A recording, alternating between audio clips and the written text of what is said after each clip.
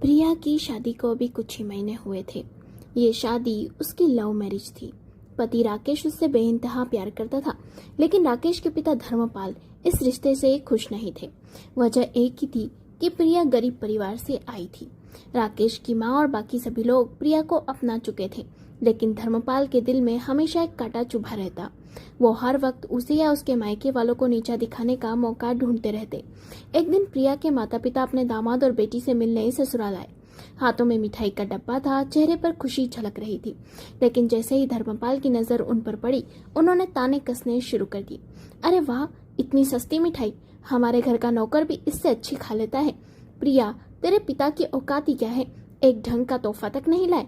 हमने तो सोचा था कि बहू किसी बड़े घर से आएगी, लेकिन यहाँ तो बस गरीब। रिश्तेदारों का बोझ आ गया। प्रिया के माता पिता का चेहरा झुक गया। उन्होंने चुपचाप सब सह लिया, लेकिन प्रिया के दिल में जैसे किसी ने तेज चाकू घोंप दिया हो। आंखें भर आई, मगर उसने उसी वक्त ठान लिया कि अब और नहीं। दिन गुजरते गए। जब भी मायके वाले आते, धर्मपाल उन्हें नीचा दिखाने का कोई मौका नहीं छोड़ते। आखिरकार एक दिन प्रिया ने सबके सामने ससुर जी से कहा, ससुर जी, आप मेरे मायके वालों को अपमानित करके मुझे चोट पहुंचाते हैं। आपने मेरे माता पिता की इज्जत बार बार सबके सामने रौंदी है।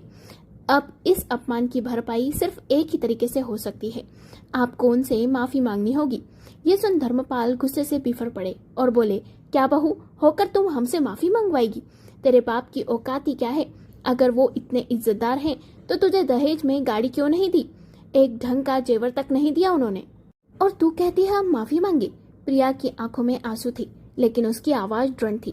ससुर जी, इज्जत दहेज से नहीं, संस्कारों से आती है। मेरे मायके ने मुझे यही सिखाया है।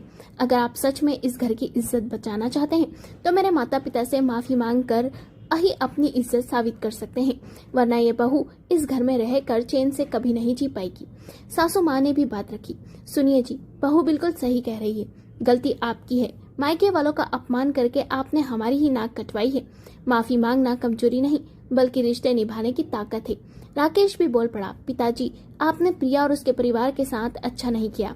अगर आप इसी तरह व्यवहार करेंगे तो मुझे प्रिया को लेकर अलग रहना पड़ेगा, क्योंकि इज्जत और रिश्ते दहेज और संस्कार से कहीं ऊपर है।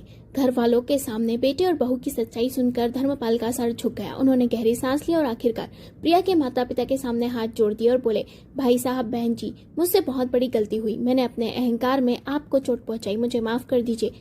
उस पर प्रिया की आंखों से आंसू बह निकले, मगर इस बार वो आंसू दुख के नहीं, इज्जत के थे। रिश्तों की असली बुनियाद इज्जत है, न कि पैसा या दहेज। माफी मांगना कभी हार नहीं होती, बल्कि टूटे रिश्तों को जोड़ने की सबसे बड़ी ताकत होती है।